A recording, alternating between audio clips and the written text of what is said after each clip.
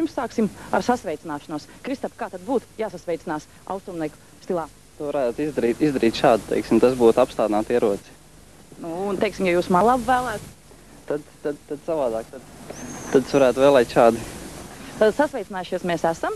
Tad Kristaps Streičs, Austrum cīņas. Bet ko jūs pārstāvat, varbūt pats pasakat? Es pārstāvu asociāciju KSIS, tā ir starptautiska organizācija, kur nodarbojas ar austrumu kaujas mākslas institūtu sagatavošanu. Jā, nu varbūt, ka mēs arī ieņemsim austrumnieku pozu. Tā, un turpināsim sarunu šādā pozā.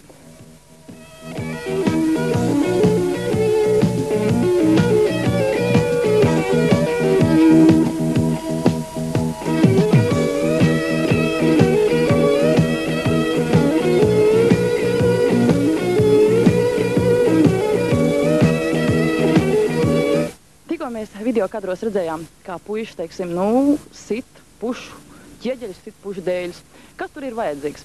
Tas ir tāds iekšējs sasprindzinājums, vai tiešām ir jābūt tādam lielam muskuļu spēkam? Nē, tā ir iekšējais sasprindzinājums un ārēja atbrīvošanās. Tur praktiski pārstāv viss balstās nevis uz muskuļu spēku, bet taisni uz pamatīgu iekšēju koncentrēšanos un uz perfektu tehniku.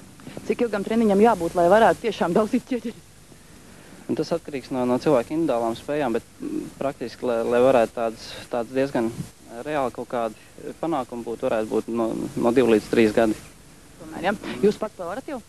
Jā, droši. Jā, es zinu, ušu, karatē, vēl laikam varētu kaut ko saukt. Kas tad īsti ir no šiem te cīņas veidiem zem tā austrumu cīņas mākslām? Jā, Valmierā mana asociācija nodarbojas taisni ar ķīnas kaujas mākslas stiliem, tas ir ušu kung fu. Bet zem austrumu kaujas mākslām varētu būt apakšā gan korejiešu, teiksim, tekvondo, gan vietnamiešu netnam vai japāņu karatē. Un tas arī viss varētu iet apakšā zem austrumu kaujas mākslām. Nu, jums būs seminārs austrumu kaujas mākslās. Kas tas būs par semināru? Ko jūs to darīsiet? Ko jūs rādīsiet? Šovasar Latvijā būs 3 semināri. Viens būs Liepājā un 2 būs Valmierā. Un seminārs, kas būs no 4. jūlija līdz 18. jūlijam, tajā seminārā tie ir normāli cilvēki. Pārsvarā tie ir jaunieši, kur varēs atgūt kaut kādu austrumu kaujas mākslas cīņas tehniku. Un dotajā gadījumā taisni jūlijā būs šaulīnas boks tehnika. Tur ir pārsvarā roku tehnika, tur dominē ne tik daudz kā tehnika, bet roku tehnika. Un līdz ar to ir šā stila vieglāk apgūšana ar to ir. Jo teiksim, kājas prasa gan elastību, gan lokanību, bet roku tehnika tā ir daudz primitīvāk un daudz vienkāršāk apgūstam.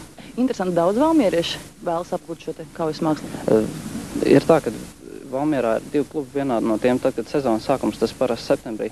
Tad ir cilvēki vairāk, tad ir kaut kur uz 160 cilvēkiem. Tas tikai šajā filiālē, mūsu asociācijas filiālē. Un otrā klubā ir 30 cilvēki, kas ir šeit Valmierā. Tas varētu būt tuvu pie 200 cilvēkiem, kas Valmierā trenējas. Uz šo semināru vismaz pagaidām ir pieteikušies jau 28 cilvēki. Tad vēl varēja pieteikt? Jā, vēl līdz 2.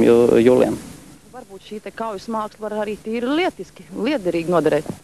Jā, mēs šīs kaujas mākslas, teiksim, meistars mēs izmantojam viņas kā apsardz darbinieku sagatavošanai, jo šajā asociācijā ir 7 filiāles pa Latviju un viena ir Stokholmā, un šīm visām filiālēm sadarbojoties mēs labākos meistars, kas viņās ir, mēs taisni izvirzam uz tiem semināriem, kur nodarbojas ar apsardz darbinieku sagatavošanu vai privātu bankām vai privātu iestādēm, privātu firmām, lai nāk arī tie puiši vai arī, teiksim, tie privātu firmu īpašnieki, kuri ieinteresēti viņu apsardz darbinieku sagatavošanā, tad laipni lūdzam.